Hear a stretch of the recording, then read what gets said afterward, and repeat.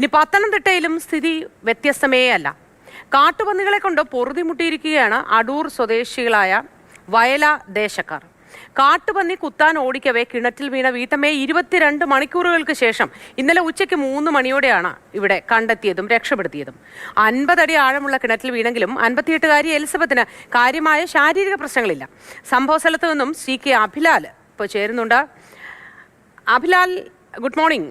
ഈ പറഞ്ഞതുപോലെ എല്ലാവർക്കും ഒരു നല്ല ദിവസം ആശംസിക്കണമെന്ന ആഗ്രഹമുണ്ടെങ്കിലും സാധിക്കുന്നില്ല. കാരണം അത്തരം ഒരു സംഘർഷഭരിതമായ അവസ്ഥയിലൂടെ മാത്രമേ ഈ വിവരങ്ങളെ പങ്കുവയ്ക്കാനും അതേപ്പറ്റി സംസാരിക്കാനും കഴിയുന്നുള്ളൂ അഭിലാൽ. അതുകൊണ്ടാണ് ഇത്രയും മണിക്കൂറുകൾ, 22 മണിക്കൂറുകൾ ആ കിണറ്റിനുള്ളിൽ വീണുപോയി.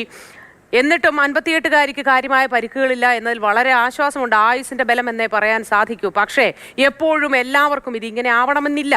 നിരന്തരമായി ഇങ്ങനെ മൃഗങ്ങൾ ഇറങ്ങുമ്പോൾ അവിടുത്തെ പ്രദേശവാസികളോട് അഭിലാൽ ഇതിനോടൊക്കെ സംസാരിക്കാൻ കഴിഞ്ഞിട്ടുണ്ടോ? അവരൊക്കെ എന്താണ് പറയുന്നത്? ഇത് അടൂർ ടൗണിൽ നിന്ന് ഏറെക്കുറെ 4 കിലോമീറ്റർ മാറിയുള്ള പ്രദേശമാണ്. ഏറത്ത് ഗ്രാമപഞ്ചായത്തിൻ്റെ 4-ാം വാർഡിൽ വരുന്ന പരുത്തിപ്പാറ എന്ന സ്ഥലം.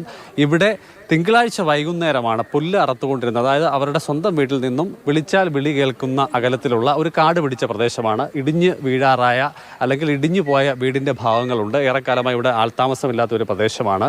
ഇവിടെ ഒരു ചെറിയ കിണറുണ്ട്. അങ്ങനെ പുല്ല് അറുത്തുകൊണ്ടിരുന്ന സമയത്താണ് എലിസബത്തിന് നേരെ കാട്ടുപന്നി നേരെ വന്നത്. അങ്ങനെ ആദ്യം അവരുടെ കയ്യിലിടിക്കുന്നു, ഭയന്ന് ഓടി. അങ്ങനെ ഈ ആൾമറയുടെ മുകളിലേക്ക് അവർ പ്രാണരക്ഷാർത്ഥം ചാടിക്കയറുകയാണ് ഉണ്ടായത്. ഇതിൻ്റെ മുകളിൽ ഒരു മേൽമൂടി എന്നുള്ള തരത്തിൽ ഒരു ചെറിയ ജനൽപ്പാളി ഉണ്ടായിരുന്നു. കൂടുതൽ ആക്രമണ സാധ്യത കണക്കിലെടുത്ത് എലിസബത്ത് ഇതിൻ്റെ മുകളിലേക്ക് കയറുകയും തടിക്കഷ്ണങ്ങൾ ഒടിഞ്ഞ് അങ്ങനെ കിണറ്റിലേക്ക് വീഴുകയുമായിരുന്നു. ഏറെക്കുറെ 23 മണിക്കൂറിന് ശേഷമാണ് ആളെ കണ്ടെത്തിയത്. ചേട്ടനും ചേച്ചിയും കൂടി ഇവിടെ വന്ന സമയത്താണ് ഒരു ശബ്ദം കേട്ട് സംശയത്തിൽ. അതെ, ഞങ്ങളിതുള്ള അടൂർ പോലീസ് സ്റ്റേഷൻ കൊണ്ട് പരാതിയൊക്കെ കൊടുത്തിട്ട് ഞങ്ങളപ്പോൾ വീട്ടിൽ വന്നിട്ട് വീടിൻ്റെ പരിസരം എല്ലാം ശ്രദ്ധിച്ചു. അങ്ങനെ ഞാനും മെമ്പറോട് ഈ ഒരു പഴയ കെട്ടിടത്തിലോട്ട് നോക്കി കഴിഞ്ഞിട്ട് ഇവിടെ നിന്നുകൊണ്ട് നമ്മൾ എന്നാൽ ഇതുകൂടെ നോക്കാൻ മെമ്പർ ഇങ്ങോട്ട് വന്ന് പറഞ്ഞപ്പോഴാണ് ഇതിനകത്തും ചെറിയൊരു സൗണ്ട് നമുക്ക് കേട്ടത്.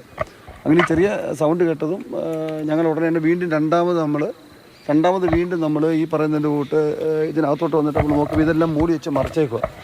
അപ്പോൾ അങ്ങനെ ലാസ്റ്റ് ഒന്നുകൂടെ വിളിച്ചപ്പോൾ സൗണ്ട് മെമ്പർ പറഞ്ഞതുപോലെ റോസാമ്മയുടെ സൗണ്ടാണ്. ഞങ്ങൾ താഴോട്ട് നോക്കിയതുകൊണ്ട് തന്നെ ഞങ്ങൾ വീണ്ടും ഒന്നുകൂടെ കൂവി വിളിച്ചപ്പോൾ ഇതിനകത്തുണ്ടെന്നുള്ള മനസ്സിലായി. പിന്നെ നമ്മൾ ഈ മൂടിയൊക്കെ എടുത്ത് മാറ്റി നോക്കി ഇതിനകത്തുണ്ട്. ആളൊരു കഴുത്തറ്റം വെള്ളത്തിനകത്ത് താന്നിരിക്കുക. ഇത്രയും താഴ്ചയുള്ള കിണറ്റിൽ വീണിട്ടും കാര്യമായ ആരോഗ്യ പ്രശ്നങ്ങളില്ലായിരുന്നു എന്നുള്ളത് വലിയ ആശ്വാസകരമാണ്. അത് ചെറിയ ഈ ചതവും കാര്യങ്ങളും മാത്രമേ ഉള്ളൂ. പിന്നെ ഈ വെള്ളം ഈ 10-20 വർഷമായി ഇത് ഇറച്ചിട്ട് പോലും. ഈ വെള്ളമാണ് പുള്ളിക്കാരത്തി ഇതിനകത്ത് കുടിച്ചത് പോലും. അങ്ങനെ വൊമിറ്റിങ്ങും കാര്യങ്ങളൊക്കെ ഉണ്ട്. പക്ഷെ ഇതിനകത്ത് നമുക്ക് എത്ര സൗണ്ട് വെച്ചിട്ട് നമുക്ക് ചെറിയൊരു മൂളിച്ച മാത്രമേ അതിനകത്ത് നമുക്ക് കേൾക്കാൻ പറ്റുന്നുള്ളൂ.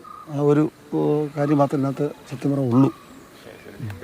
ആ കാണാതായ ദിവസം രാത്രിയിൽ ഭർത്താവ് ബാബു ഇവിടെ വന്ന് ടോർച്ച് അടിച്ച് നോക്കി പുള്ളിക്കാരത്തി ആ വെട്ടം കണ്ടു എന്നുള്ളത് മെമ്പറോട് പറയുകയും ചെയ്തു. ഹോസ്പിറ്റലിൽ പോകുന്ന സമയത്ത് പറഞ്ഞായിരുന്നു. നാട്ടുകാരാകെ ഭീതിയിലായിരുന്നു. എന്താണ് സംഭവിച്ചത് എന്ന് അറിയാൻ പറ്റാത്ത സ്ഥിതിയായിരുന്നു. പിന്നീട് പോലീസിനെ സമീപിച്ചു. പോലീസ് FIR ഇട്ട് അന്വേഷണം നടത്തുന്ന വഴിയിൽ യാദൃശ്ചികമായിട്ടാണ് ശബ്ദം കേട്ടത്. അതെ, ഞങ്ങളോട് ഇവിടെ ഒന്ന് നോക്കാൻ പറഞ്ഞു. ഞങ്ങൾ ഇവിടേക്ക് പരിസരം എല്ലാം ഒന്ന് നോക്കാൻ വേണ്ടി. പുള്ളി അന്ന് നല്ല കർഷകയാണ്. പശുവിന് പോച്ച പറിക്കുകയൊക്കെ വേണം. അങ്ങനെ പോച്ച പറിക്കാൻ വന്ന സ്ഥിതിക്ക്